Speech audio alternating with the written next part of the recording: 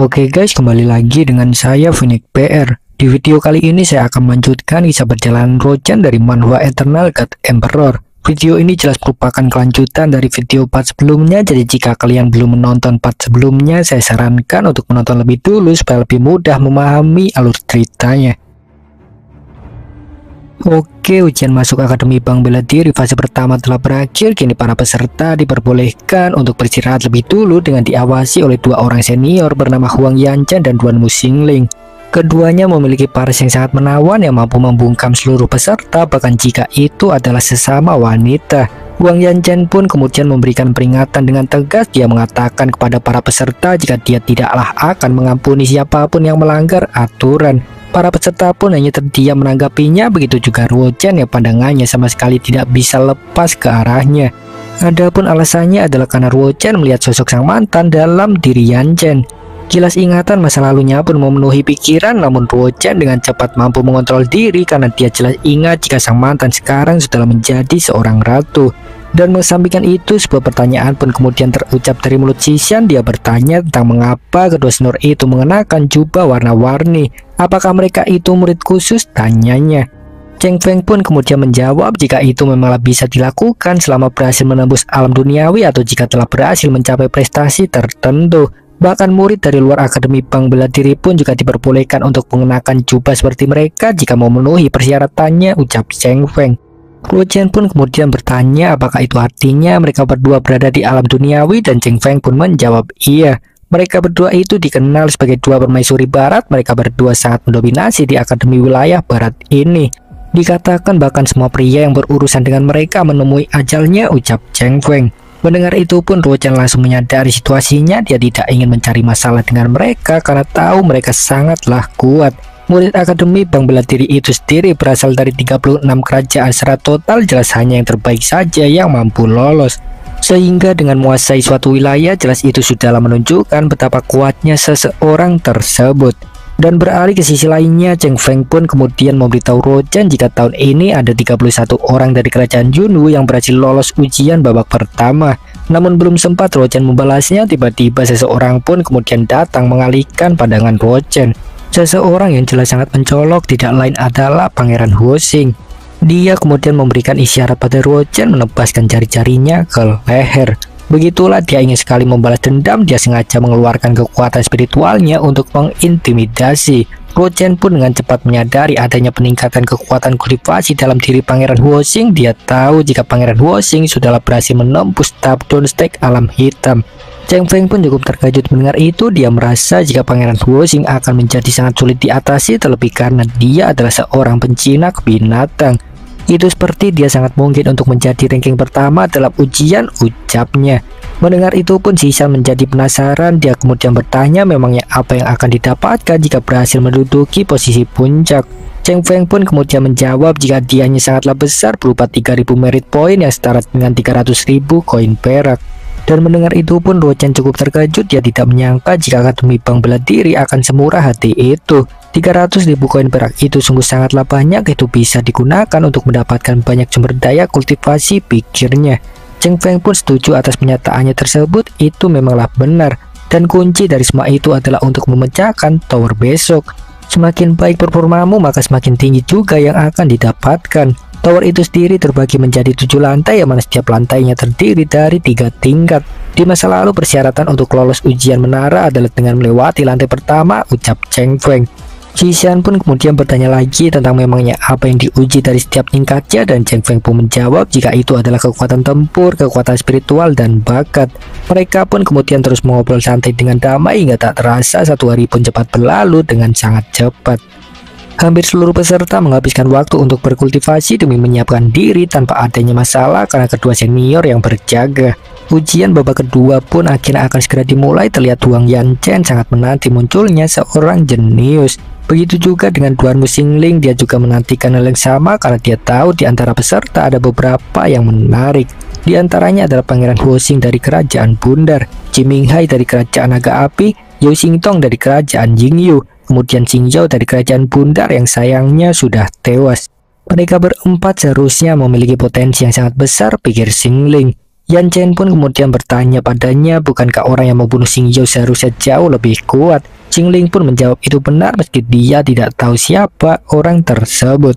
Baiklah, jika kau memang tertarik akan hal tersebut, mengapa tidak kita datang saja ke Wu Tower melihatnya secara langsung, balas Wang Yan Chen. Ya, itu benar, mungkin orang itu bisa menjadi boneka baruku nanti, balas Xing Ling. Apapun itu, waktu pun cepat berlalu. Setelahnya ujian fase kedua akhirnya dimulai. Seorang tetua pun kemudian menjelaskan aturannya secara singkat, yang mana itu tepat seperti yang sebelumnya dijelaskan oleh Cheng Feng. 10 peserta akan dipanggil secara bergiliran untuk masuk ke tower, dan di dalamnya mereka akan menghadapi sebuah ujian. Ujian babak kedua pun berlangsung cukup lancar. Seseorang sudahlah berhasil mencapai lantai 2 tingkat ketiga. Dia adalah Cimuhai dari kerajaan naga api. Para tetua cukup yakin dia pasti akan masuk dalam 5 besar dengan hasil tersebut. Benar-benar pembukaan yang sangat mengagumkan. Para tetua pun menantikan jenius berikutnya. Melihat itu pun tetua situ tertawa karena dia percaya akan ada yang berhasil mencapai lantai ketiga tahun ini, yaitu Pangeran Huoxing. Apapun itu, waktu pun cepat berlalu. Giliran Pangeran Huoxing akhirnya telah tiba. Dia kemudian masuk ke dalam menara, membuat seluruh peserta tercengang karena dia berhasil melewati tingkat 1 lantai pertama hanya dalam waktu 10 menit saja. Dan berdasarkan reaksi mereka, itu jelas sangatlah luar biasa. Bahkan para senior yang juga datang melihat pun sampai terpana. Mereka yakin jika Pangeran Huoxing lah yang menempati posisi puncak. Mereka pun ingin menikahinya meski tahu itu hanyalah sebuah mimpi belaka. Apapun itu, waktu kemudian cepat berlalu. Pangeran Huoxing benar-benar berhasil mencapai lantai ketiga, mengejutkan para tetua.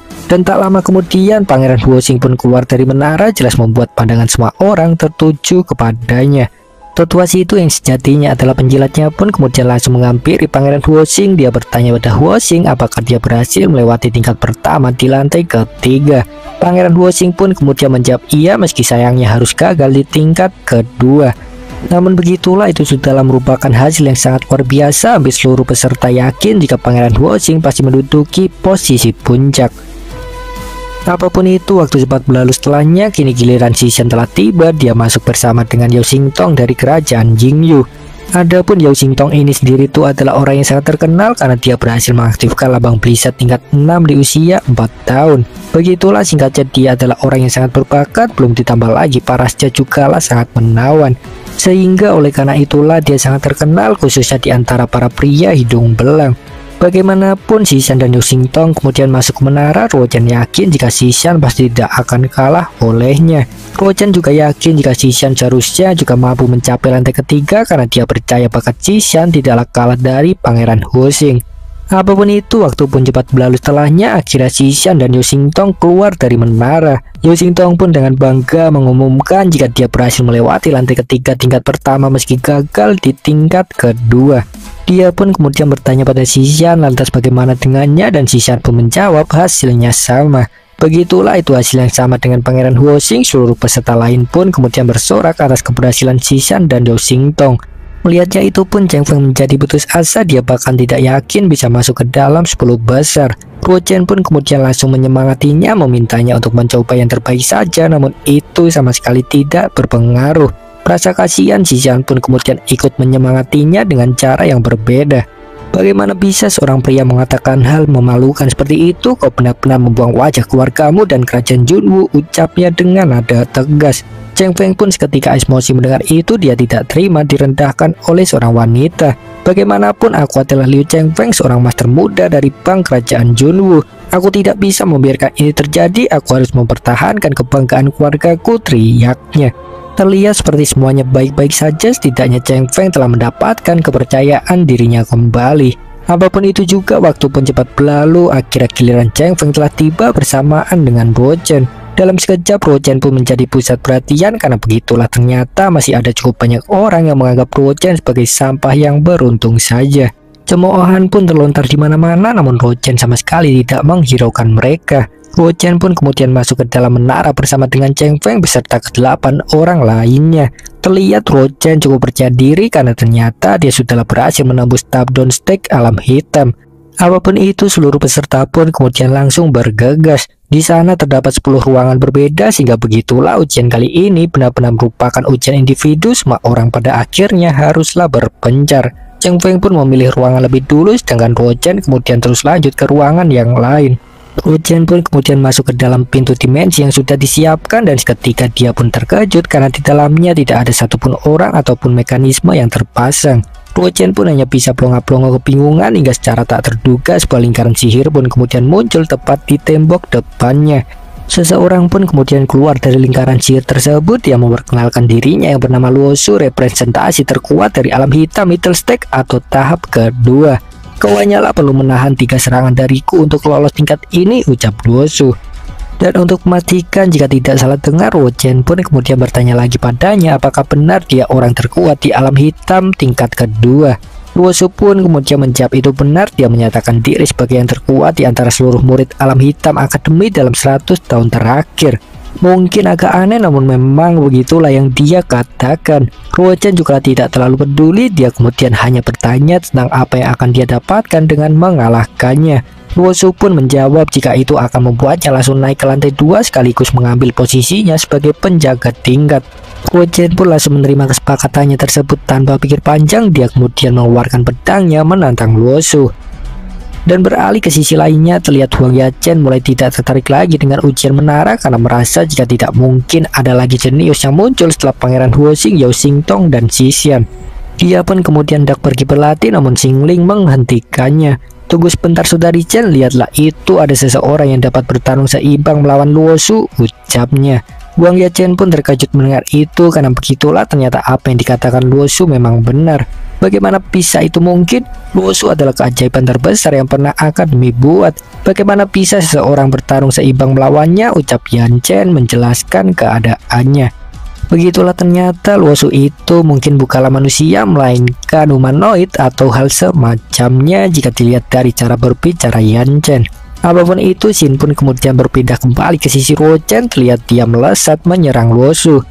Luo Chen pun kemudian mengaktifkan segel es dalam pedangnya dan dia kemudian melepaskan teknik Sacred Guiding Sword. Luo Chen benar-benar menguasai pertarungan Luo Shu sampai terpojokkan oleh serangannya tersebut. Luo Shu pun kemudian segera melepaskan serangan balik dengan tinjuan es, namun Luo Chen membelah semuanya dengan sangat mudah. Luo Chen pun kemudian segera mengejarnya. Dia melesat ke langit. Luo Shu pun kemudian melesatkan serangan dengan lebih intens menanggapi Luo Chen dengan teknik tinjuan es yang sama. Namun sayangnya semua serangan Luo Shu itu tidak bekerja sama sekali. Luo Chen mampu menebas semuanya. Dalam sekejap mata, Luo Chen pun berhasil sampai tepat di depan Luo Shu. Dia kemudian langsung mengaktifkan teknik sakit Broken Plum Sword dan dia pun berhasil menembus Luo Shu yang tak bisa menghindar. Tubuh Luo Shu pun memudar. Setelahnya dia memuji Luo Chen yang bahkan dapat mengalahkannya kurang dari 100 gerakan. Talentamu mungkin jauh lebih baik dariku, aku mengakuinya. Dan baiklah, sesuai dengan aturan, karena kau berhasil mengalahkanku, maka kau akan langsung masuk ke lantai kedua, ucap Luo Shu yang kemudian menghilang.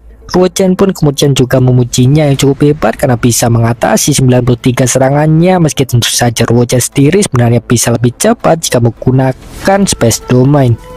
Bagaimanapun lantai pertama sudah selesai, Luo Chen kini bisa langsung masuk ke lantai kedua. Luo Chen pun kemudian segera bergegas ke jalur masuk yang terbuka di depannya.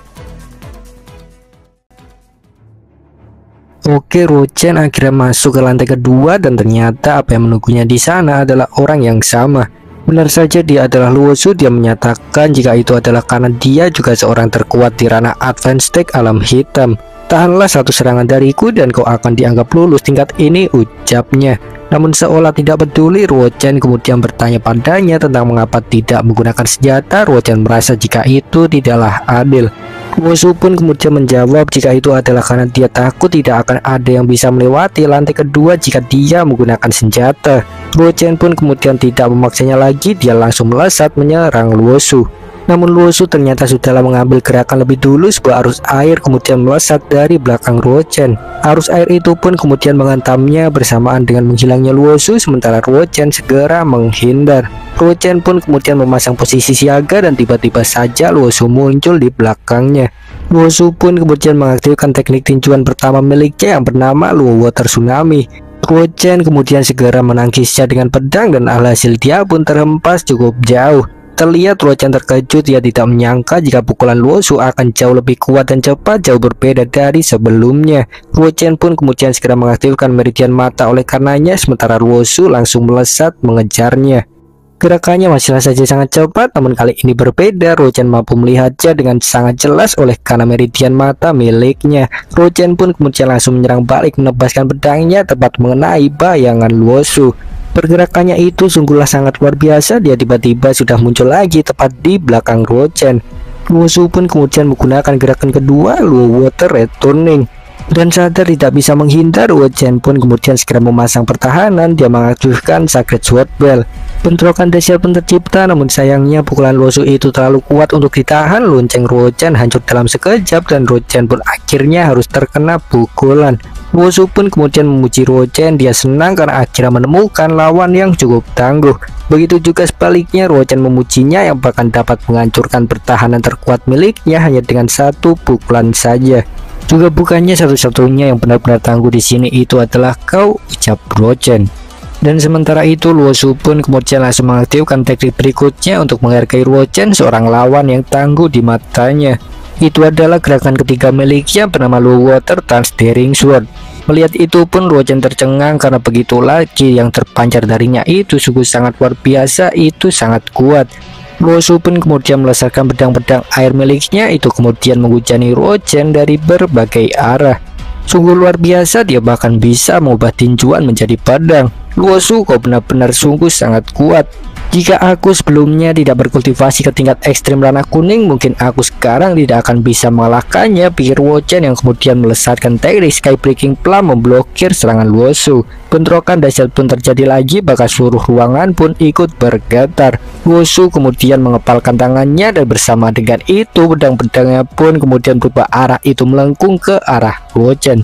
Benar-benar sangat nyaris. Rochen sama sekali tidak menduga jika Luosu dapat mengontrol pedang-pedangnya. Rochen pun kemudian segera melompat mundur menjauh, namun Luosu sama sekali tidak memberinya kesempatan. Pedang-pedangnya pun kemudian langsung mengejar Rochen dari segala sisi. Rochen pun kemudian segera memikirkan jalan keluar. Dia menari dengan pedangnya hingga menciptakan tornado yang memblokir semua pedang air Luosu. Luosu pun terkejut kagum melihatnya. Dia tidak menyangka jika Rochen akan sangat kreatif. Dia pun kemudian langsung melesat menyerang. Dia meninju tornado yang Rochen buat dan dia pun berhasil membelahnya. Benar-benar sebuah pertarungan yang sangat sengit. Melihat itu pun Xingling sampai tak berkedip. Dia pun kemudian bertanya pada Yan Chen tentang berapa banyak pukulan menurutnya yang bisa Rochen terima. Yan Chen pun menjawab tidak tahu. Rochen itu sudahlah menerima 6 pukulan. Jadi jika dia berhasil menangkap 3 pukulan lagi, itu berarti dia memiliki kekuatan yang sama dengan Luosu, balas Yan Chen. Dia pun kemudian melamun, membayangkan apa yang akan terjadi jika Rochen bisa mengalahkan legenda Akademi Bang bela diri. Dan di tengah lamunannya itu pun Xingling kemudian memanggilnya karena terjadi sesuatu hal yang luar biasa. Terlihat Luosu melesatkan pukulan ke arah Rochen dan dengan sigap kemudian langsung menyerang balik dengan tebasan pedang. Luosu pun kemudian segera melompat mundur menghindarinya dan dengan cepat dia kemudian kembali lagi menyerang melesatkan tinjuan. Itu tepat seperti dugaan Rochen, dia sudahlah menunggu momen tersebut. Rochen pun kemudian menyerang balik dengan teknik Paloping Elephant menghantam tinjuan dari Luosu. Bentrokan kuat pun terjadi lagi, baik keduanya sama-sama terpental ke belakang karena besar kekuatan yang nyaris berimbang.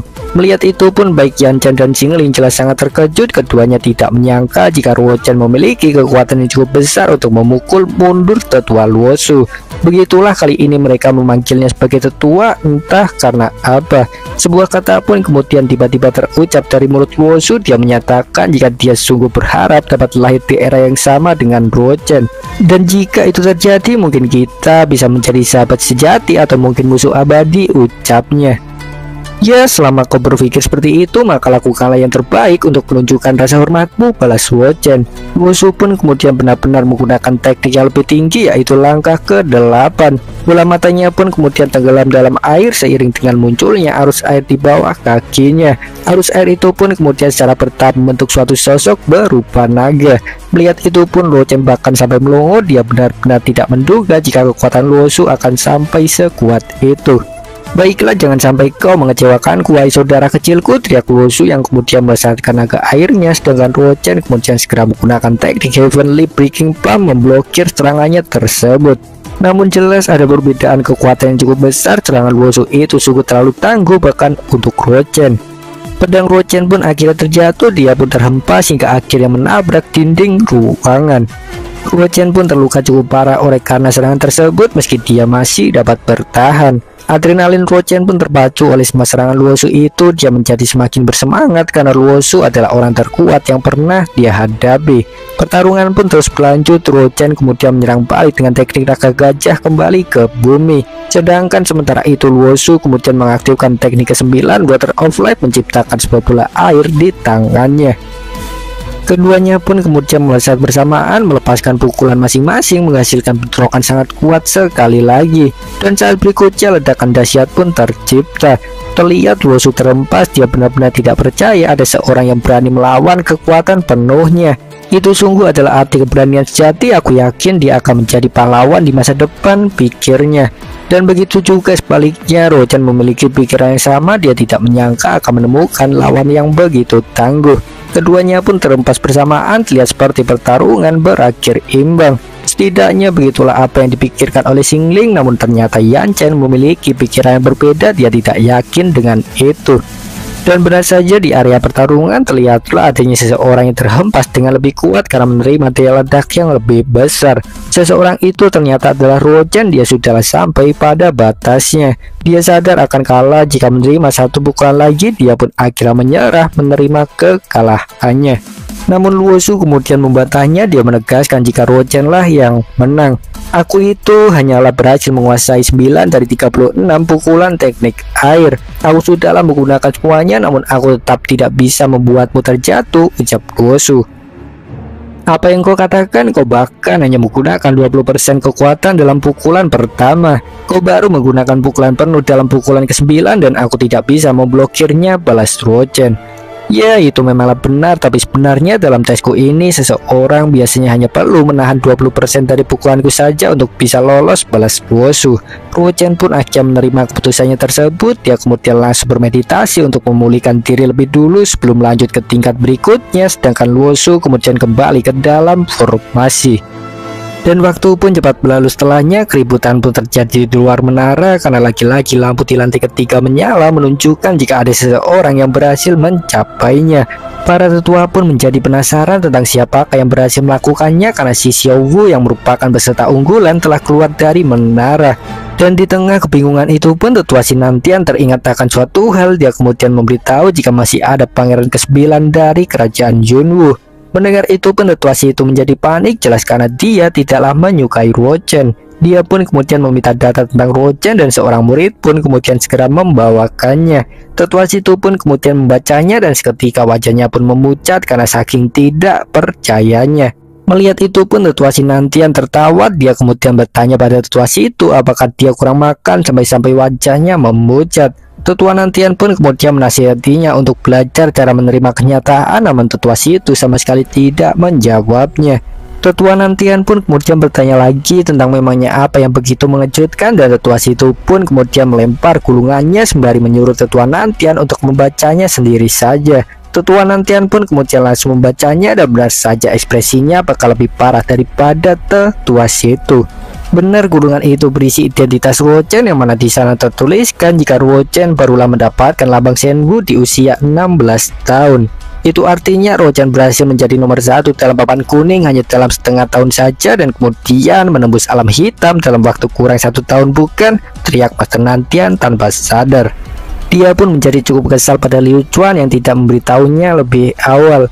Dia pun menyesal karena tidak mengangkat Luo Chen sebagai murid pribadinya.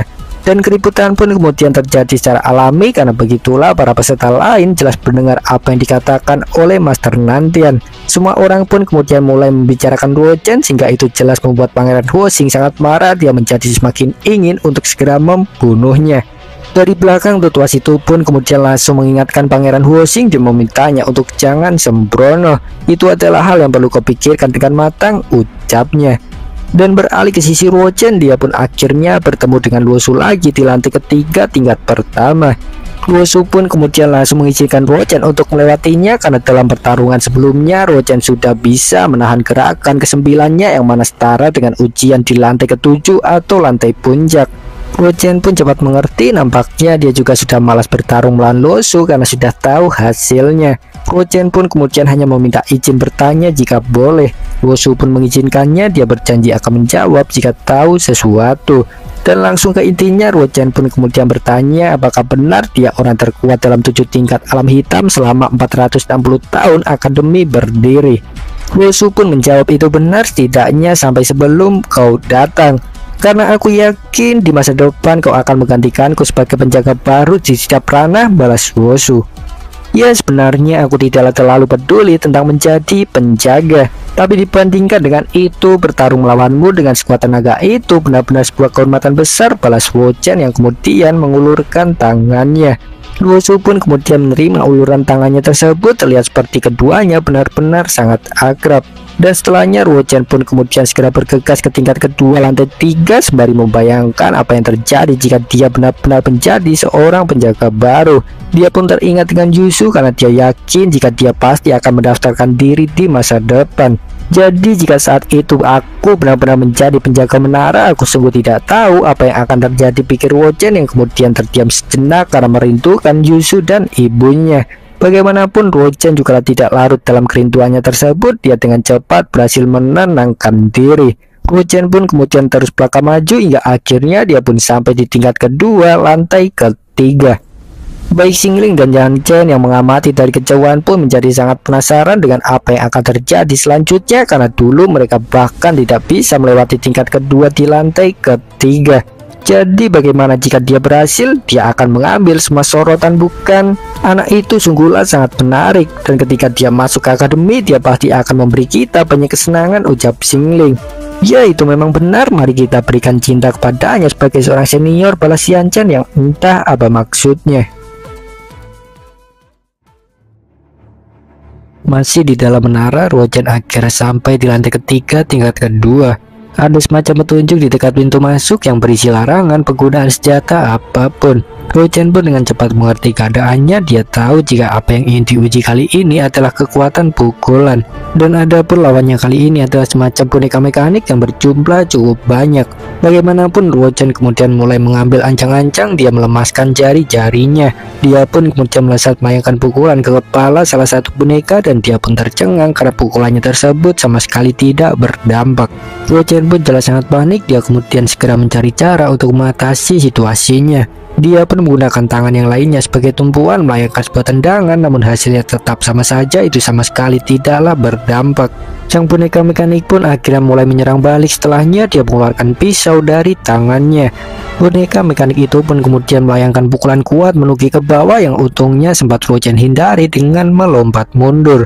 Dan Luo Chen pun kemudian mengambil langkah mundur sekali lagi membuat jarak aman. Setelahnya dia tidak menyangka jika boneka mekanik itu sungguh sangat kuat. Dia pun terdiam sejenak mencari titik kelemahan mereka, namun para boneka mekanik sama sekali tidak memberinya kesempatan. Mereka langsung menyerang bersamaan. Luo Chen pun akhirnya tidak memiliki pilihan lagi selain melawan. Dia pun menggunakan teknik pukulan naga gajah Pragna. Dia kemudian juga menggunakan teknik naga gajah kembali ke bumi sebagai pukulan lanjutan, dan itu ternyata cukup efektif. Luo Chen berhasil memporak-porandakan para boneka mekanik dan tidak menyia-nyiakan momentum. Luo Chen pun kemudian langsung bergegas menyerang lagi. Kali ini dia menggunakan teknik gajah barbar menelan bumi menghantam salah satu boneka mekanik. Dan namun serangan lain kemudian datang. Salah satu boneka mekanik lain menyelinap tepat di atas Luo Chen. Menyadari itu pun Luo Chen kemudian segera berbalik. Dia menghindari serangannya dengan melompat ke atas. Luo Chen pun kemudian langsung menyerang balik dengan teknik Dragon in the Sky. Dia menjatuhkan boneka mekanik tersebut. Luo Chen pun kemudian terus lanjut mengajar para boneka mekanik, dan dia pun akhirnya berhasil menghancurkan semuanya. Itu memakan waktu cukup lama. Melalui pertarungan itu pun Luo Chen menyadari alasan mengapa para peserta lain seperti Huo Xing dan Qi Xian tidak berhasil melewatinya. Jelas itu karena para boneka mekanik itu sangat kuat untuk dihadapi dengan mengandalkan fisik saja. Luo Chen pun juga sadar jika dia juga pasti tidak akan bisa menang tanpa bekal pengetahuan masa lalu untuk mempelajari teknik naga gajah. Bagaimanapun ujian tingkat kedua lantai 3 telah berakhir. Luo Chen pun kemudian menelan sebuah pil untuk memulihkan diri. Dan beralih ke sisi luar menara, keributan pun terjadi lagi karena Luo Chen yang tak kunjung keluar. Beberapa mengira jika Luo Chen mungkin telah terbunuh, meski tentu saja ada yang percaya jika dia masih berjuang di dalam. Ada juga yang sama sekali tidak peduli karena Ruochen hanyalah seorang pangeran dari kerajaan terpencil, namun ada juga yang mengaguminya karena Ruochen cukup tampan. Bagaimanapun Ruochen ini memang sudah terlalu lama. Xixian pun akhirnya juga mulai ikut cemas. Dia pun bertanya pada Cheng Feng apakah Ruochen sedang dalam bahaya, dan Cheng Feng pun kemudian memintanya tenang saja. Kau itu sudahlah sering bersamanya belakangan ini, bukan? Kau seharusnya tahu jika kekuatannya itu tidaklah bisa dianggap remeh. Ayahku itu dulu juga tumbuh besar bersama sang raja kerajaan Yunwu. Ayahku dulu bilang jika sang raja dulu adalah seorang pahlawan, namun tetap saja dia tidak sebaik Ruochen dalam hal bakat dan juga keberanian. Ruochen itu jelas adalah seorang yang sangat menjanjikan. Dia seharusnya mampu menjadi kuda hitam tahun ini. Bahkan sekalipun lantai ketiga itu sangat berbahaya, kurasa itu juga tidak mungkin untuk bisa menjebaknya, ucap Cheng Feng.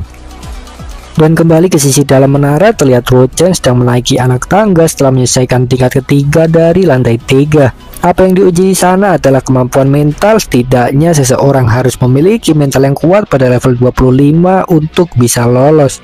Entah ujiannya sama sekali tidaklah diperlihatkan. Yang jelas itu adalah ujian yang sangat sulit, meski tentu saja Ruochen berhasil melewatinya. Ruochen pun kemudian berpikir tentang apakah masih harus lanjut ke lantai keempat, karena berdasarkan hasil dia tahu jika sudah mencapai posisi puncak. Ruochen merasa jika terus lanjut juga tidak ada artinya, dan di tengah jalan itu pun dia kemudian dihadang oleh seseorang yang tidak asing, tidak lain adalah Yanchen dan juga Xingling. Yanchen pun kemudian langsung ke intinya. Dia memberitahu Ruochen jika dia tidaklah perlu untuk lanjut ke lantai keempat. Ruochen pun kemudian bertanya apakah itu sebuah peringatan atau perintah, dan Yanchen pun menjawab jika itu adalah peringatan. Aku itu tidaklah bermaksud merugikanmu, tapi sebaliknya aku bermaksud menyelamatkanmu, ucapnya. Itu benar, jika kau tetap memaksa, kau hanyalah akan menemui kematianmu saja, balas Xingling. Ya, mungkin itu terdengar masuk akal, namun bagaimanapun kita tidaklah memiliki hubungan yang baik, juga tidak saling mengenal. Jadi apakah kalian menginginkan sesuatu untuk peringatan ini? Balas Ruochen. Tenanglah, sebenarnya bukanlah hal yang tidak mungkin untuk memberitahumu kebenarannya. Kau seharusnya sudah pernah mendengar tentang 3 iblis wanita dari Akademi Bank Bela Diri, bukan? Balas Yanchen, dan Ruochen pun menjawab pernah, meski hanya sedikit saja. 3 iblis wanita yang terkenal itu tidak lain adalah kami berdua, dan satu lainnya adalah seorang keturunan dari Luosu. Dia sangat memujanya, ucap Yanchen. Jadi bagaimana jika dia tahu kalau kau telah mengalahkan Luosu? Dia pasti akan sangat marah. Dia akan menantangmu untuk berduel sampai mati dan membunuhmu, balas Xingling. Mendengar itu pun Ruochen langsung mengerti keadaannya. Dia pun berkeringat hanya dengan membayangkannya saja. Terlebih pengalamannya dengan perempuan juga cukup buruk. Dia tahu jika mereka itu bisa menjadi sangat berbahaya sewaktu-waktu, seperti Ningshan dan juga Chiao. Itu terlintas begitu saja dalam pikiran Ruochen, membuatnya sangat kesal ketika mengingatnya. Bagaimanapun Ruochen sudahlah tidak lagi ingin dikendalikan. Dia kemudian justru memanfaatkan kesempatan untuk mengambil keuntungan. Baiklah, aku tidak akan pergi ke lantai keempat, tapi sebagai gantinya aku ingin kalian berjanji akan suatu hal. Tentu saja jika kalian tidak bisa menyetujuinya, aku akan langsung pergi untuk menerobos menara, ucapnya. Yanchen pun jelas emosi karena dia justru diancam oleh seorang yang ingin dia selamatkan. Xingling pun kemudian memintanya tenang dulu. Dia bertanya pada Ruochen tentang kondisi apa yang dia inginkan. Sekilas dia terlihat seperti senior yang baik, namun jelas saja itu semua ada maksudnya. Xingling berniat untuk memanfaatkan Ruochen nanti ketika dia sudah mempercayainya. Apapun itu, Ruochen pun kemudian menjelaskan keadaannya. Kalian seharusnya juga sudah tahu, bukan? Kerajaan bundar itu mengincar kerajaan Yunwu.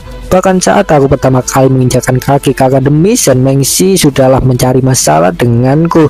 Kemudian Will Family dan Xingyou juga ikutan, dan bahkan sekarang Pangeran Huoxing juga sangat membenciku. Jadi aku hanya berharap supaya aku terhindar dari bahaya. Bisakah kalian membantuku untuk itu? Ucap Ruochen. Yanchen pun kemudian bertanya apakah hanya itu yang dia inginkan, dan Ruochen pun mengangguk. Baiklah, aku akan mengurusmu di masa depan, dan mereka tidak akan berani mengganggumu di depan kami, ucap Yanchen. Ya, itu benar. Selama masih di Akademi Bank Bela Diri, kami akan langsung membantumu jika ada seorang yang berani mengganggumu, balas Xingling. Baiklah, itu kesepakatannya. Kalau begitu aku akan segera bergegas pergi sekarang, balas Ruochen yang kemudian berbalik dan kemudian pergi. Terlihat Yanchen sebenarnya masihlah tidak terima dengan perlakuan Ruochen. Dia ingin membalasnya nanti ketika dia masuk ke aula naga. Begitu juga sebaliknya, Xingling memiliki pikiran yang sama, dia ingin bersenang-senang lebih dulu dengan Ruochen nantinya. Entah maksud tujuan mereka masihlah belum diketahui, jadi kita abaikan saja dulu. Ruochen pun akhirnya sampai di luar menara, dia jelas langsung menjadi pusat perhatian seluruh orang. Tetua situ pun kemudian bertanya pada Ruochen tentang berapa jauh dia berhasil, dan Ruochen pun menjawab dia berhasil mencapai lantai 3 tingkat 3. Dan mendengar itu pun tetua situ seketika emosi, dia menuduh Ruochen berbohong. Dia pun menantang Ruochen untuk membuktikannya di cermin aura, dan jelas saja Ruochen tidaklah takut. Lagi pula aku juga tidak memiliki alasan untuk berbohong, itu tidak ada gunanya, ucapnya. Tetua situ yang masih tidak percaya pun kemudian meminta seorang murid membawakannya cermin aura, dan seorang murid pun menurutinya. Dan suasana hening pun tercipta setelahnya, karena sepanjang sejarah berdirinya akademi tidak ada seorang pun yang berhasil melewati lantai 3 tingkat kedua dalam ujian masuk. Dengan kata lain, Ruochen lah orang pertama yang berhasil melakukannya, itu mengejutkan semua orang. Dan di tengah keheningan itu pun seseorang kemudian bersorak atas keberhasilan Ruochen membuat suasana hidup kembali. Suara sorakan pun menjadi semakin ramai setelahnya. Ruochen benar-benar mendapatkan sorotan besar. Cheng Feng dan Xishan pun kemudian mendekati Ruochen mengucapkan selamat. Cheng Feng pun tertawa membayangkan ekspresi Pangeran Huoxing sekarang ketika mengetahui Ruochen berhasil melewatinya. Ya, mari kita lihat saja apakah ada yang berani lagi merendahkan kerajaan Junwu, balas Xishan. Namun Ruochen juga tidak ingin membesar-besarkannya, dia kemudian meminta Xishan dan Cheng Feng untuk tetap tenang. Bagaimanapun juga kita masihlah sendirian. Jika mereka tidak memprovokasi kami lagi, maka sebaiknya kita tetap bersikap rendah hati, ucapnya. Dan beralih ke Pangeran Huoxing, benar saja dia saat ini sedang dalam suasana hati yang sangat rumit. Dia jelas sangat amat marah karena sorotan yang dia inginkan telah dicuri. Dia menjadi ingin segera menghabisi Ruochen lebih cepat. Dia pun berniat untuk menggunakan Feng Xingling untuk mengurusnya. Dan tak lama kemudian seorang murid yang diutus tetua situ pun datang membawa cermin aura. Itu seperti kamera CCTV, itu menyimpan rekaman seluruh peserta saat di dalam menara. Para tetua pun kemudian memperhatikan cermin tersebut dengan seksama, dan mereka pun terkejut karena Ruochen benar-benar menghabisi 18 boneka mekanik di lantai ketiga tingkat 2. Terlihat bahkan tetua situ yang membenci Ruochen pun kehilangan bola matanya, sangat terkejut. Dia benar-benar tidak percaya Ruochen akan mampu membuat sejarah baru. Dan dengan hasil tersebut pun hasil ujian kedua juga sudah bisa dipastikan. Seluruh peserta sangat yakin jika Ruochen lah yang menempati posisi puncak. Oke, waktu pun cepat berlalu. Ujian babak kedua akhirnya telah berakhir. Setelah giliran Ruochen, tidaklah ada lagi siapapun peserta yang mencolok, sehingga begitulah hasilnya sudahlah dapat dipastikan. Jelas Ruochen menduduki peringkat pertama, diikuti oleh Pangeran Huoxing, Xishan, dan Liu Xingtong. Adapun Cheng Feng ternyata jugalah lolos meskipun entah ada di peringkat berapa dia. Bagaimanapun semuanya berjalan lancar, setidaknya mereka bertiga berhasil masuk ke Akademi Bank Bela Diri. Tentu saja sebagai peringkat pertama, Ruochen mendapatkan lebih banyak keuntungan, yang mana salah satunya adalah dia mendapatkan kunci ke Aula Naga. Mengetahui itu pun Cheng Feng ikut senang karena dia tahu jika itu sangatlah berharga. Xishan yang tidak tahu apa-apa pun kemudian bertanya memangnya apa keistimewaan Aula Naga tersebut. Cheng Feng pun menjawab jika itu adalah tempat yang memiliki energi spiritual paling besar di akademi, yang hanya bisa ditinggali oleh murid peringkat 1 di setiap tahunnya. Itu adalah tempat yang sempurna untuk berkultivasi, namun berdasarkan rumor yang beredar, tempat itu tidaklah cocok bagi seorang pria. Dikatakan 2 tahun yang lalu terjadi insiden besar di sana. Seorang pria bernama Tianchong yang baru saja masuk ke akademi kehilangan satu kakinya di malam pertama dan berakhir dibuang keluar, ucap Cheng Feng. Mendengar itu pun Xishan seketika berkeringat cemas karena dia tahu jika seharusnya Tianchong itu adalah seorang jenius karena bisa menempati posisi pertama. Dia pun kemudian bertanya apakah pihak akademi tidak peduli sama sekali atas kejadian tersebut, dan Cheng Feng pun menjawab tidak. Bagaimana bisa mereka peduli? Para wanita iblis di sana itu bersikeras mengatakan jika Tianchong menerobos masuk ke kamar mereka dan mengintip saat mandi. Mereka mengatakan jika itu adalah bentuk hukuman, sehingga begitulah pihak akademi sama sekali tidak bisa berbuat apapun, ucap Cheng Feng. Xishan pun merasa ada yang aneh dalam cerita Cheng Feng tersebut. Dia tidak habis pikir dengan Tianchong yang masih berani mengintip meski tahu ada wanita iblis di sana. Namun jelas saja Cheng Fei sendiri tidaklah mengetahui kebenarannya. Dia pun kemudian hanya berpesan pada Ruo Chen untuk berhati-hati. Dan Ruo Chen pun cepat mengerti keadaannya. Dia pun kemudian mengucapkan terima kasih atas informasinya. Dan perasaan gundah pun kemudian terus mengalir dalam pikiran Xishan. Dia benar-benar sangat cemas. Dia pun kemudian meminta Ruo Chen untuk tinggal saja di kamarnya lebih dulu, jelas membuat Ruo Chen terkejut. Ruo Chen pun menatapnya aneh dan Xishan pun kemudian menjelaskan jika dia hanyalah mencemaskannya saja. Aku hanyalah takut jika kau justru kehilangan kaki dan berakhir diusir dari aula naga saja, ucapnya. Namun Ruo Chen pun kemudian langsung menolaknya. Dia mengatakan jika itu lebihlah baik daripada harus kehilangan nyawa saat tidur. Tidak ada jaminan kau sudah tidak mengincarku lagi, bukan? Ucap Ruo Chen mungkin bermaksud menggoda Xishan. Cheng Feng pun tertawa terbahak-bahak mendengar jawaban Ruo Chen tersebut. Dia pun kemudian mulai membahas lagi tentang kejadian saat ujian pertama. Pangeran, Nona Xishan itu hanyalah sedang memberimu kode saja, jadi kenapa kau menolaknya? Lagi pula saat itu pakaian yang dikenakan oleh Nona Xishan adalah milikmu, bukan? Tidakkah kau sudah melihat segalanya? Jika dilihat-lihat kalian berdua itu jugalah pasangan yang sangat cocok. Aku berharap ketika kalian kembali dari akademi nanti Raja Junwu dan Bibi Lin sudahlah menggendong cucu di tangan mereka, ucap Cheng Feng. Dan sebuah tendangan pun kemudian melayang ke kepalanya, jelas dilesatkan oleh Xishan yang naik pitam. Itu sungguh tendangan yang sangat brutal. Xishan pun kemudian mengancam Cheng Feng akan benar-benar membunuhnya lain kali jika berani bicara omong kosong lagi. Dan melihat itu pun Ruo Chen hanya bisa terdiam. Dia tidaklah ingin terlibat. Namun bagaimanapun juga suasana hati Xishan juga sudah terlanjur menjadi sangat buruk. Dia kemudian memperingati Ruo Chen untuk berhati-hati saat bertemu dengannya lagi di masa depan jika tidak ingin terbunuh. Xishan pun kemudian segera memalingkan wajah. Dia merasa menyesal karena memiliki perasaan untuk membantu Ruo Chen. Juga mengapa aku sama sekali tidak bisa membunuhnya meskipun aku telah dilatih sebagai seorang assassin. Xishan pun kemudian pergi dengan perasaannya campur aduk, meninggalkan Ruo Chen yang menatapnya dengan diam tanpa kata. Apapun itu, waktu pun cepat berlalu setelahnya. Tepat di sore harinya, Ruo Chen pun akhirnya sampai di aula naga. Rumor yang beredar itu nampaknya benar adanya karena di sana yang terlihat hanyalah para wanita saja. Kedua senior di sana pun menjadi penasaran tentang berapa lama Ruo Chen bisa bertahan. Mereka merasa kasihan karena Ruo Chen cukup tampan. Namun bagaimanapun juga Ruo Chen juga tidak terlalu peduli. Dia pun kemudian langsung bergegas masuk dan menemukan jika apa yang dikatakan Cheng Feng itu memanglah benar. Aula naga benar-benar menyimpan energi spiritual yang sangat besar. Ruo Chen pun kemudian segera masuk mencari ruangannya, namun dia justru berakhir nyasar di pemandian air panas terbuka. Entah tata letak aula naga ini masihlah belum jelas, jadi mungkin Ruo Chen menemukannya adalah murni karena kebetulan belaka. Ruo Chen pun kemudian memeriksa pemandian tersebut dan benar saja dia menemukan adanya seseorang yang sedang mandi. Seseorang yang sangat indah. Ruo Chen pun bahkan tidak bisa memalingkan pandangannya. Hidungnya pun bahkan sampai mimisan. Ruo Chen benar-benar tergoda oleh karenanya. Ruo Chen sendiri sebenarnya sudahlah sadar jika mungkin itu sebuah jebakan, namun di sisi lainnya dia juga tidak bisa menahan jiwa prianya karena seseorang di depannya itu memiliki lekuk tubuh yang sempurna. Menurutnya kehilangan satu mata itu adalah bayaran yang layak untuk pemandangan tersebut. Namun semakin lama Ruo Chen pun semakin sadar jika semuanya adalah jebakan karena semua gerakan yang dilakukan oleh sang gadis seperti dilakukan dengan sengaja untuk memikat. Setidaknya begitulah apa yang dipikirkan oleh Ruo Chen. Dia pun kemudian segera menyadarkan dirinya. Ruo Chen pun kemudian segera bergegas pergi demi menghindari masalah, namun sayangnya semuanya sudahlah terlambat. Sang gadis yang ternyata adalah Yan Chen sudahlah menyadari kedatangannya, namun entah karena alasan apa dia justru memilih diam. Dan namun sekalipun Yan Chen hanya diam saja, ternyata Ruo Chen juga sudah sadar jika ketahuan. Dia pun kemudian memilih untuk menghadapinya secara langsung karena mengira jika Yan Chen sengaja menjebaknya. Terlihat seperti ada kesalahpahaman. Ruo Chen pun kemudian benar-benar berbalik arah. Yan Chen pun kemudian berteriak bertanya siapa yang datang. Apa itu kau Xingling? Mengapa kau tidak mengatakan sesuatu? Ucapnya.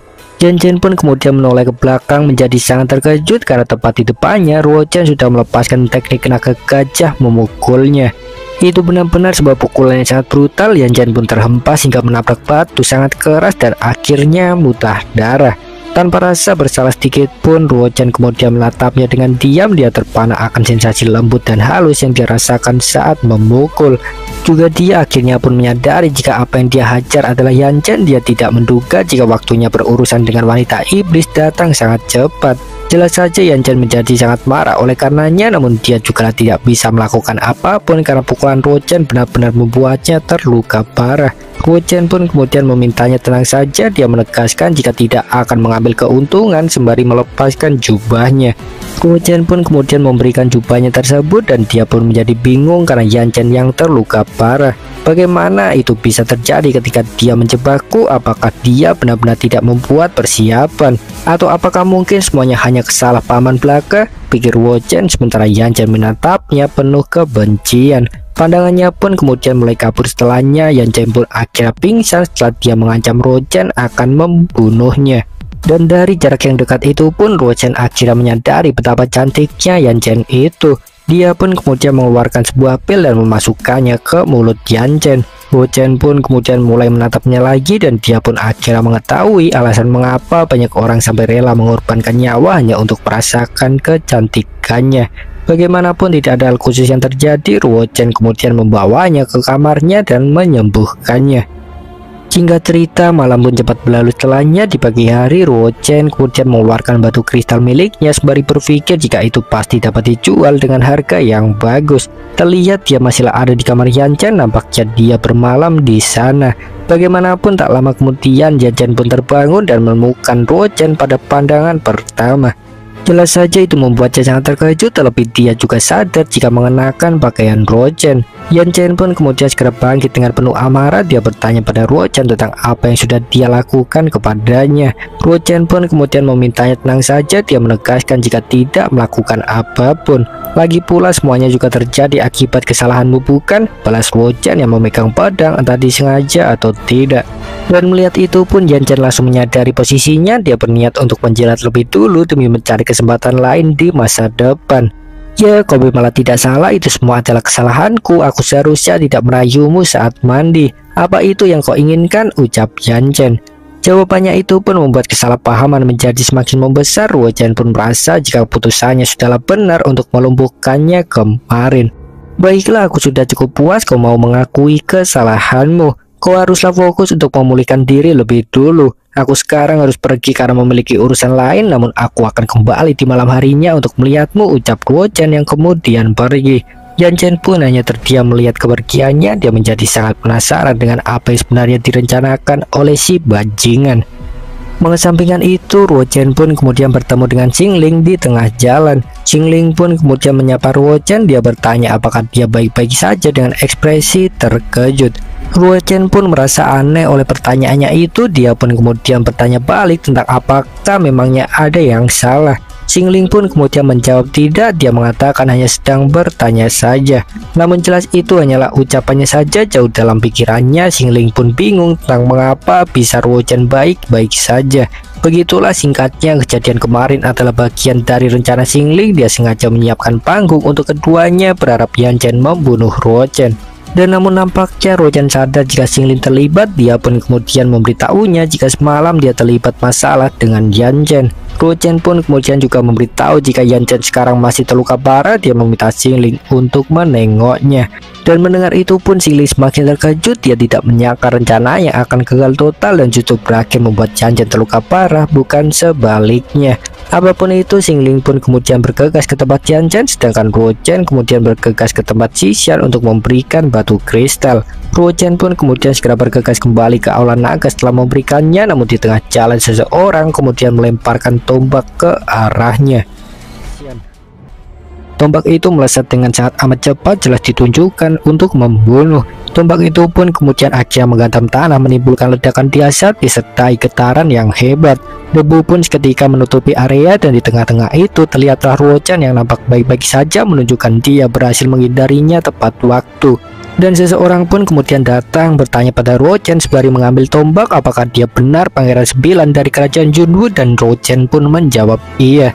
Seorang pengguna tombak itu pun kemudian bertanya lagi pada Ruo Chen apakah dia tahu siapa dirinya, dan Ruo Chen pun menjawab iya. Kau adalah Feng Xilin dari keluarga Feng kerajaan Bundar, bukan? Ucapnya.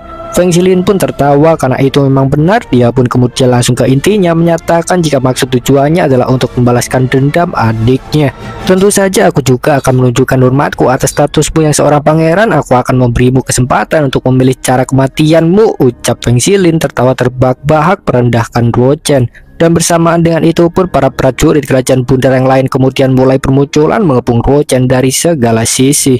Itu benar-benar sebuah serangan yang belak-belakan. Luo Chen pun bingung tentang mengapa pihak akademi sama sekali tidak bergerak. Sang Luo Chen, jika kau memang mempunyai keberanian maka hadapilah senior Feng. Hidup dan mati itu adalah sebuah takdir, dan mati di tangan pejuang kuat itu adalah sebuah kehormatan yang diturunkan oleh surga. Apakah kau berani? Ucap Meng Xi. Oh, lihatlah siapa yang berbicara. Tidakkah wajahmu masih terganggu? Haruskah aku memberikanmu satu tendangan lain untuk memulihkan ingatanmu kembali? Balas Luo Chen. Mendengar itu pun Meng Xi jelas sangat marah. Dia merasa telah dipermalukan. Namun Feng Xilin pun kemudian menghentikan perdebatan mereka. Dia menyuruh Meng Xi untuk langsung menyerangnya saja bersama-sama. Dia bersedia menerima konsekuensinya. Seorang lainnya pun kemudian datang. Dia memarahi Feng Xilin yang sangat licik. Kau tahu kultivasi saudara sembilanku itu masihlah terlalu rendah. Semua orang pun juga tahu kalau saudaraku itu tidaklah mungkin menang melawanmu. Dia hanya akan menemui kematian saja jika benar bertarung, ucap seorang yang baru saja datang. Luo Chen pun dengan cepat langsung mengenalinya karena itulah dia tidak lain adalah pangeran keempat dari kerajaan Junwu yang bernama Zhang Shaoju. Dan Shaoju pun kemudian memuji Luo Chen yang begitu luar biasa. Dia sudah mendengar tentang hasil ujian menara. Saking senangnya dia bahkan sampai tidak bisa tidur semalaman hanya karena memikirkan adiknya tersebut. Dan menanggapinya itu pun Luo Chen hanya terdiam karena dia sangat bingung. Tidak menyangka tubuh Shaoju akan berkembang begitu pesat hingga bahkan membuatnya tak terlihat lagi layaknya seorang pangeran. Apapun itu, Shaoju pun kemudian langsung mengambil posisi di depan Luo Chen. Dia memperingati Feng Xilin untuk jangan berani menyentuh adiknya dan kemudian menantangnya. Zhang Shaoju, apakah kau masih belum cukup menerima kekalahan sebelumnya? Pergilah, aku sedang malas berurusan denganmu hari ini, balas Feng Xilin. Mendengar itu pun Shaoju menjadi sangat marah. Dia pun kemudian menegaskan jika namanya itu bukanlah Shaoju pakai Z melainkan Shaoju pakai J. Sekilas memang sangat mirip, namun jelas meskipun hanya mengubah satu kata artinya sudahlah sangat jauh berbeda. Shaoju yang pakai Z itu artinya adalah babi, sehingga begitulah itu semacam bentuk hinaan. Para pejuang kerajaan bundar pun tertawa terbahak-bahak merendahkan Shaoju karena penampilannya, dan melihat itu pun Luo Chen langsung menyadari jika saudara keempatnya itu sudah sering terbuli. Dan di saat yang sama Luo Chen pun juga menjadi kagum atas keberaniannya yang masih berani untuk berdiri melindunginya. Dan seorang bernama Nixuan pun kemudian menghina Shaoju habis-habisan. Berani-beraninya babi gemuk sepertimu belagak sok berani di depan saudara sembilanmu. Hari ini bisa kupastikan kau tidaklah akan selamat, ucapnya. Shaoju pun akhirnya mulai kehabisan kesabaran. Dia pun kemudian menantang Nixuan berduel sembari melepaskan kekuatan spiritualnya. Shaoju pun kemudian langsung melesat menyerang, dan melihat itu pun Luo Chen nampak cemas karena dia tahu meskipun Shaoju itu dipenuhi amarah, dia tidaklah memiliki kekuatan yang cukup. Dan saat berikutnya bentrokan pun terjadi. Nixuan menahan tinjuan yang dilesatkan oleh Shaoju dengan sangat mudah. Luo Chen pun kemudian segera berteriak meminta Shaoju untuk menghindar, sementara Nixuan kemudian melesatkan serangan balik. Serangan yang cukup cepat, Shaoju pun terkena pukulan telak tepat di wajahnya. Apa kau begitu ingin mati babi brengsek? Jika kau memang benar-benar ingin menjadi pemimpin, maka hari ini aku akan menunjukkan padamu apa yang terjadi saat itu, ucap Nixuan yang kemudian menangkap sial leher Shaoju membuatnya tidak bisa kabur. Nixuan pun kemudian langsung meninju Shaoju sekali lagi dengan sangat keras hingga bahkan sial lehernya itu pun putus. Shaoju pun terhempas ke belakang cukup jauh memuntahkan darah, namun ternyata dia tidaklah menyerah begitu saja. Dia masih dapat bertahan, namun Nixuan sama sekali tidak memberinya kesempatan. Dia pun kemudian mengambil sebuah batu. Dia kemudian melemparkannya ke arah Shaoju, benar-benar sebuah lemparan yang sangat kuat. Batu itu pun melesat sangat cepat. Shaoju pun kemudian segera bertahan dengan tangannya. Nixuan pun tertawa melihat itu karena begitulah yang dia lemparkan ternyata bukanlah batu biasa, itu sudah dia beri kekuatan spiritual. Dan benar saja saat berikutnya batu itu pun kemudian meledak. Itu benar-benar sebuah serangan fatal. Shaoju pun akhirnya tumbang oleh karenanya. Dan melihat itu pun Luo Chen akhirnya mulai habis kesabaran. Dia tidak menyangka jika pertarungan dalam akademi bisa sampai begitu parah hingga ke titik yang mengancam nyawa. Babi brengsek, tidak peduli berapa banyak kau berpikir bisa melakukannya, itu tidaklah akan pernah terjadi. Kali ini aku tidak akan mengampunimu, aku akan merobek lengan serta kakimu dan kemudian membuangmu ke sarang binatang iblis, ucap Niswan mengangkat sebuah batu besar. Dia nampaknya serius dengan ucapannya, namun tepat sesaat setelahnya sebuah batu melesat lebih dulu ke wajahnya. Jelas saja itu dilemparkan oleh Rochen. Dia pun kemudian bertanya pada Niswan apakah dia percaya dirinya akan membunuhnya. Apa yang kau katakan brengsek? Kau bilang ingin membunuhku? Kau pikir kau itu siapa sampai berani mengucapkan hal seberani itu? Balas Niswan. Pangeran Shouchu pun kemudian meminta Rochen untuk tidak perlu menanggapi Niswan dan berhenti mengkhawatirkannya. Dia pun meminta Rochen untuk segera melapor saja pada tetua akademi, namun jelas saja Rochen menolaknya. Rochen pun tiba-tiba menghilang dari pandangan, jelas membuat Niswan sangat terkejut. Dan tiba-tiba Rochen pun sampai tepat di depannya mencengkram kepalanya. Melihat itu pun Feng Xilin tercengang. Dia tidak menyangka jika Rochen memiliki gerakan yang begitu cepat. Dia menjadi semakin ingin membunuhnya secepat mungkin. Apapun itu, Rochen pun kemudian melempar Niswan. Dia pun kemudian langsung mengejaya lagi dan melepaskan sebuah pukulan tepat ke wajahnya. Dan tidak berhenti begitu saja, Rochen pun kemudian juga melepaskan teknik Flying Dragon in the Sky, menghasilkan gelombang kejut yang sangat kuat. Niswan pun terhempas menghantam tanah seiring dengan getaran kuat. Namun sayangnya semua serangan Rochen itu masihlah belum cukup. Dari balik kabut tebal terlihatlah seseorang berdiri tegak. Sang Rochen, apa kau benar-benar ingin membunuhku hanya dengan kekuatan seperti itu?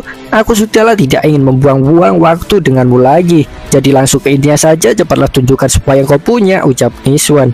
Rochen pun dengan santai kemudian bertanya pada Niswan dia ingin kehilangan kaki atau lengan, dan Niswan pun tertawa. Kok itu sungguh terlalu arogan bocah, balasnya. Rochen pun kemudian menantangnya untuk membuktikannya saja, dan Niswan pun kemudian langsung melesat menyerang menanggapinya.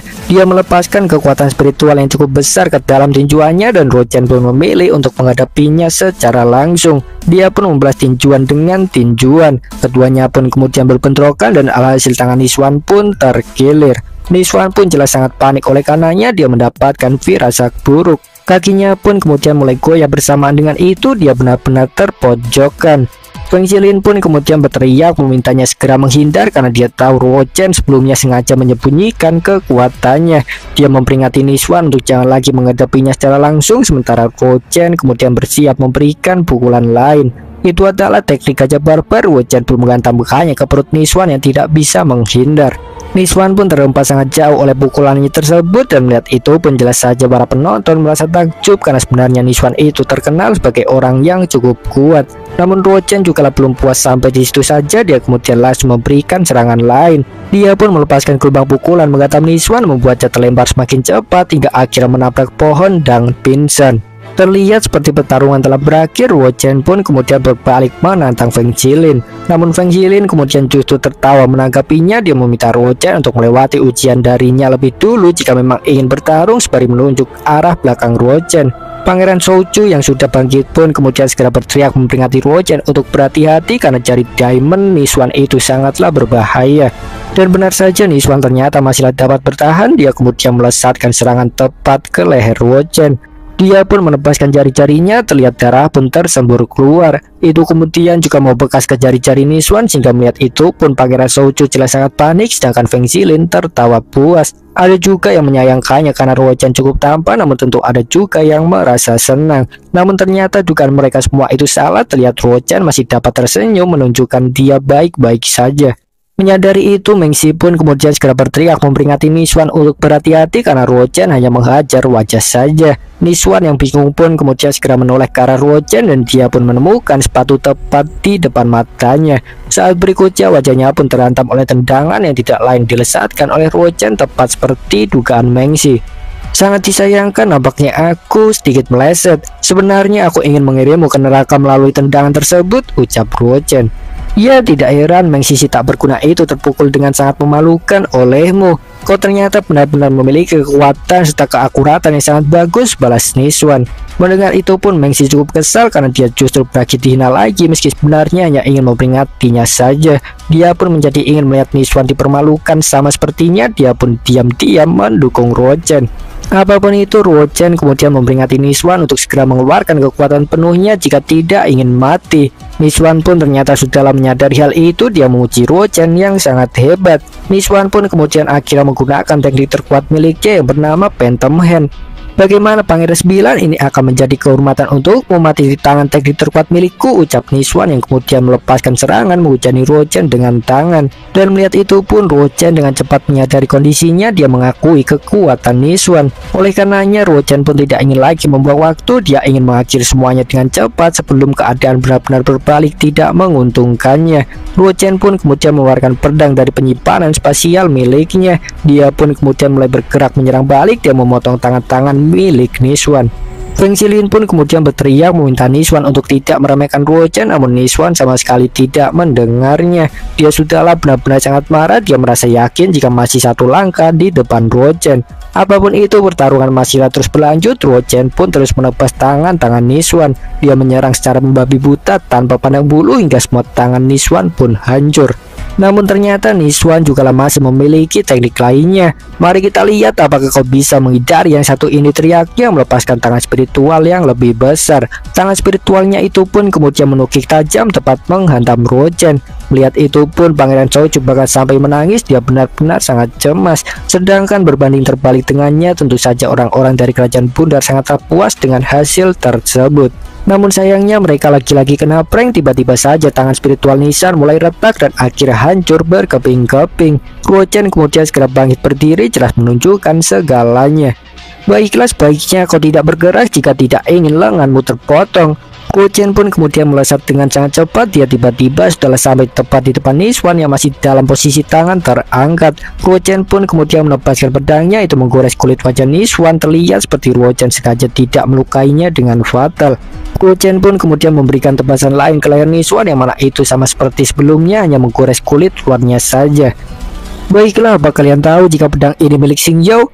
Sekarang aku akan mengembalikannya pada kalian, ucap Rochen melemparkan pedangnya. Feng Zilin pun yang tidak terima kemudian mengancam Rochen, namun Rochen sudahlah tidak peduli lagi karena sudah terseret terlalu jauh. Dia menegaskan jika tidak memiliki ketakutan lagi. Pedangnya itu pun kemudian menancap tepat ke perut Niswan, meski nampaknya itu juga bukan ke area vital. Feng Zilin pun menjadi semakin emosi oleh karena Rochen yang sudah keterlaluan, namun Rochen sama sekali tidak memperdulikannya karena dia memiliki emosi yang sama. Rochen sendiri itu setelah sangat bosan melihat seorang yang menggunakan kekuatan untuk menindas orang lain, itu adalah tipe yang paling dia benci. Rochen pun kemudian menginjak kepala Niswan lagi meski dia sudah kehilangan kesadaran, namun ternyata Feng Zilin sudahlah mengambil langkah, dia menyandra Pangeran Zhou. Dia pun mengancam Rochen akan mematahkan lengannya jika masih berani macam-macam. Rochen pun kemudian segera berbalik menghadapinya, dia pun meminta Feng Zilin untuk segera melepaskannya. Ahaha, sang Rochen, tidakkah kau tahu di akademi ini kekuatanlah yang paling penting dan saat tiba waktunya untuk menunduk maka kita harus melakukannya, balas Feng Zilin. Rochen pun bertanya apa maksudnya itu dan Feng Zilin kemudian meremas kepala Pangeran Zhou dengan cukup kuat hingga membuatnya menjerit kesakitan. Namun Rochen sama sekali tidaklah berniat untuk tunduk, dia pun kemudian langsung melesat menyerang. Dia pun kemudian memukul tangan Feng Zilin menjauhkannya dari Pangeran Zhou. Keributan pun semakin pecah. Feng Zilin kemudian memerintahkan seluruh prajurit kerajaan bunda untuk menyerang Rochen bersamaan. Mereka pun kemudian langsung mengepung Rochen dari segala sisi mengikuti perintah hingga itu membuat Pangeran Zhou sangat cemas. Dia pun kemudian meminta Rochen untuk segera kabur saja, namun tentu saja Rochen tidaklah berniat melakukannya. Dia pun kemudian mengeluarkan pedangnya dan langsung mengaktifkan simbol es. Rochen pun kemudian membuka serangan lebih dulu, dia melesat dengan kecepatan kilat menyerang sekumpulan prajurit kerajaan bundar. Dan dalam sekejap mata Rochen pun berhasil melumbangkan mereka semua hingga menyisakan Feng Zilin seorang diri. Dia pun memuji Rochen atas bakatnya yang luar biasa sebelum kemudian mengerahkan segenap kekuatannya sembari memperingati Rochen jika sayangnya semuanya sudahlah berakhir. Jelas emosi Feng Zilin sudahlah sampai pada puncaknya, namun tepat pada saat itu juga Xingling kemudian datang. Apanya yang akan segera berakhir? Tampaknya itu terdengar menyenangkan, ucapnya. Dan mendengar suaranya itu pun Feng Zilin langsung menjadi panik. Dia pun tiba-tiba berubah menjadi pria yang ramah. Dia pun kemudian memberikan hormat pada Xingling. Dia bertanya tentang apa yang membuat dia datang. Xingling pun kemudian menjawab jika itu adalah karena sedang mencari Rochen, membuat dia bingung. Bagaimanapun Rochen sendiri sudahlah terlibat masalah dengan Yan Chen, jadi begitulah dia takut jika Xingling bermaksud membalas dendam. Sedangkan di sisi lainnya Feng Zilin pun kemudian menjelaskan keadaannya pada Xingling jika Rochen itu sudahlah membunuh adiknya. Dia pun mengatakan jika sudah mendapatkan izin dari tetua untuk membalas dendam, namun Xingling justru emosi mendengarnya. Apakah kau ingin mengancamku hanya oleh karena kau mendapatkan izin dari tetua? Balasnya. Feng Xilin pun seketika memucat, hanya oleh gertakan kecil tersebut jelas menunjukkan jika di antara keduanya ada perbedaan kekuatan yang cukup besar. Baiklah, lalu kenapa kau begitu ketakutan? Aku di sini tidaklah untuk membuat keadaanmu menjadi sulit. Juga kau Sang Ruochen, bagaimanapun kau telah membunuh adiknya. Mengapa kau tidak berbicara dan memberikan solusi? Ucap Xingling. Mendengar itu pun para penonton menjadi sangat terkejut karena mereka semua tahu jika Xingling itu sedang membela Ruochen. Namun Ruochen kemudian justru memberikan jawaban yang lebih mengejutkan lagi. Dia menantang Feng Xilin untuk melakukan pertarungan hidup dan mati 1 bulan lagi. Dan mendengar itu pun Xingling shock berat. Dia merasa jika Ruochen itu sudahlah gila. Feng Xilin pun tertawa terbahak-bahak atas kebodohan Ruochen tersebut. Dia pun kemudian bertanya apakah tantangannya itu bukanlah suatu hal yang salah dia dengar. Ruochen pun menjawab, iya itu memanglah benar. Aku akan menunggumu di arena hidup dan mati 1 bulan ke depan karena aku juga ingin membalas dendam untuk saudara keempatku, balasnya. Baiklah, itu kesepakatannya, jangan sampai kau melarikan diri. Sampai jumpa 1 bulan lagi bocah, balas Feng Xilin yang kemudian pergi dengan rasa sangat percaya diri. Dan melihat itu pun para penonton jelas kehabisan kata-kata. Mereka semuanya benar-benar tidak menyangka jika Ruochen justru memberi kesempatan Feng Xilin untuk membunuhnya. Bagaimanapun keributan hari ini pun telah berakhir. Semua orang pun kemudian berpencar. Terlihat Ruochen dan Xingling kemudian pergi ke taman. Xingling pun bertanya pada Ruochen apakah dia yakin akan keputusannya untuk melawan Feng Xilin dalam pertarungan hidup dan mati. Ruochen pun kemudian berterima kasih atas bantuannya dan dia pun menjelaskan jika lagi pula pada akhirnya dia juga akan tetap berurusan dengan Feng Xilin cepat atau lambat. Itu tidaklah akan berubah karena dia menyimpan dendam terhadapku, balas Ruochen yang kemudian memakan pil untuk memulihkan diri. Xingling pun dengan cepat mengerti keadaannya, namun tetap saja dia tidak habis pikir dengan Ruochen yang sampai mempertaruhkan nyawa. Ruochen pun kemudian menjelaskan jika masalahnya itu sebenarnya bukanlah hanya perselisihan antar murid, melainkan suatu hal yang lebih besar. Kerajaan bundar itu sudah lama memiliki ambisi untuk melungsurkan kerajaan Junwu kami. Sudah bertahun-tahun mereka terus menekan murid dari kerajaan Junwu, itu tidaklah pernah berubah sedikit pun hingga sekarang. Dan jadi jika sekarang aku tidak memberi mereka pelajaran, maka murid kerajaan Junwu selamanya tidak akan pernah memiliki masa depan, ucap Ruochen. Mendengar itu pun Xingling cepat mengerti. Dia tahu jika itu memang alasan yang cukup. Dia pun menjadi semakin kagum pada Ruochen. Dia benar-benar seorang murid baru yang istimewa di matanya.